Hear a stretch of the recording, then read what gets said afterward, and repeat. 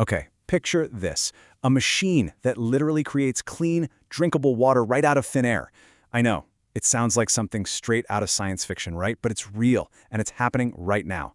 Today, we're going to break down exactly how this technology works and why it might just be a key to solving our global water crisis. Seriously, just let that sink in for a moment. What if you could generate water on demand, anywhere you wanted, without ever needing a pipe or a well? It's a pretty radical idea, and honestly, it could change, well, everything. So let's dive in. But, to really get why this tech is so revolutionary, we first have to understand the problem it's trying to solve. And that means facing a pretty hard truth. The systems we all rely on for water are, well, they're kind of broken. And the problem is way bigger than you probably think. Okay, get ready for this number. 2.2 billion. That's how many people on this planet right now lack access to safely managed drinking water. That is nearly a quarter of the entire world's population. This isn't some problem for the future. It's a full-blown crisis happening today. And here's the thing. It's not just about scarcity. Our current infrastructure is failing us. We're losing unbelievable amounts of water from old leaky pipes. Our big centralized systems are becoming more and more vulnerable to contamination. We are draining our rivers and aquifers way faster than nature can refill them. And to top it all off, climate change is making rainfall totally unpredictable. The bottom line is clear. The old way of doing things just isn't cutting it anymore. We need a new approach. So, what's the solution? Well, this is where it gets really, really cool. Enter atmospheric water generation. We're about to get into the science of literally pulling fresh water out of the air all around us. The official term is atmospheric water generation, or AWG for short. And, the core concept is actually something you see all the time. Think about the condensation that forms on a cold glass on a hot day, or how a dehumidifier pulls all that moisture out of a damp room. It's that exact same principle, just engineered on a bigger scale to produce pure, drinkable water. So how does one of these magic boxes actually work? Well, it breaks down into 4 pretty simple steps. First, intake. A fan just pulls in the humid air from outside. Second, cooling. That air is passed over some very cold coils. This temperature drop forces the water vapor in the air to condense into little droplets. Third, collection. All those droplets are collected into a tank. And finally, and this part is absolutely critical, filtration. The collected water is pushed through a multi-stage purification system to make sure it's perfectly safe to drink. It's that straightforward. Air in, clean water out. All right, so we've got the principle down, but what's actually inside one of these machines that makes it all happen? It's not magic, I promise. It's just some really clever, focused engineering.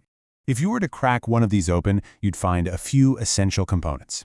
You've got high-efficiency filters to clean the incoming air, a condensation chamber where the cooling happens, a reservoir to collect the water, UV sterilization lamps to kill any initial bacteria, and then a series of advanced water filters for that final polish. Every single part plays a crucial role in that journey from humid air to a pure glass of water.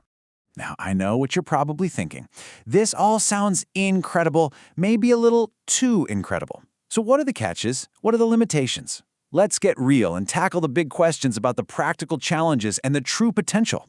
This is the big one, right? The question on everyone's mind. Creating water out of thin air sounds like it would take a massive amount of electricity. So, just how energy intensive is it really?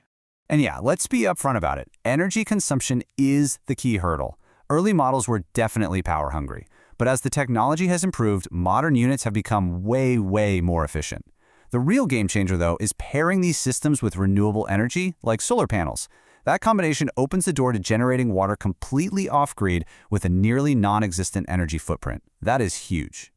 All right, so after energy, the next logical question is always about the money. Is this technology actually affordable for people who need it? Well, the cost really depends on the situation. The upfront investment for a machine can be high, no doubt, but it becomes incredibly cost-competitive in places where water is already scarce or expensive. Think of remote communities that have to get water trucked in, or areas where the local water needs intense, costly filtration. In those scenarios, AWG can actually be the more economical choice over the long term, and the cost per liter just keeps dropping. And finally, our third big question. Is this a universal solution? Could you just drop one of these machines in the middle of the Sahara Desert and solve a water crisis? The honest answer here is no. The technology's effectiveness is tied directly to the climate. It performs at its absolute best in warm, humid environments where there's just a ton of water vapor in the air to begin with. In cold, dry conditions, its efficiency drops significantly because there's simply less raw material, less water for the machine to work with. So while it's a powerful tool, it's not a perfect fit for every single environment on Earth. So knowing its limitations, where does this technology truly shine? Let's zoom in on the real-world impact and look at the unique advantages it offers that other solutions just can't match. When you compare AWG to other major water solutions, its unique strengths become crystal clear. Unlike massive desalination plants or building new pipelines, its environmental impact is low, especially when you run it on renewables. It's decentralized, so there's no single point of failure that can take out an entire region's water supply. And maybe most crucially, you can deploy it in a matter of days or weeks, not the years or even decades it takes for traditional infrastructure projects. So where is this tech having the biggest impact right now? Think disaster zones where the water infrastructure has been completely wiped out. Think remote communities located miles from the nearest water main. Or military and other off-grid applications where you just can't rely on a central system. These are the places where AWG isn't just a convenience, it's an absolute lifeline. And this really gets to the heart of the matter. This quote says it all. The future of water is decentralized, resilient, and independent. This technology represents a fundamental shift in how we think about water, moving away from massive, vulnerable, centralized systems toward a future where water sources are independent and strong.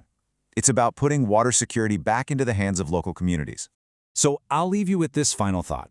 We've just seen how one of our most essential resources, water, can be pulled directly from the air that's all around us. It really makes you wonder, doesn't it? What other essential resources are hiding out there in plain sight, just waiting for the right technology and the right idea to come along and unlock their potential?